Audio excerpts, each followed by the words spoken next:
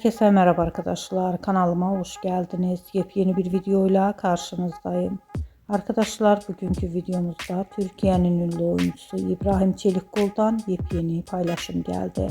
İbrahim Çelikkol'un çekildiği diziden olan muhteşem görüntüleri sizler için YouTube kanalımda video halinde sunuyorum. Umarım beğenirsiniz. Arkadaşlar videomu beğendiyseniz kanalımı izlemeyi ve bildirim butonuna basmayı unutmayın. Şimdilik benden bu kadar olsun. Yeni videomuzda görüşmek üzere. Hoşça kalın, sağlıklı kalın. Umarım videomu sona kadar izleyeceksiniz ve beğeneceksiniz. İyi seyirler.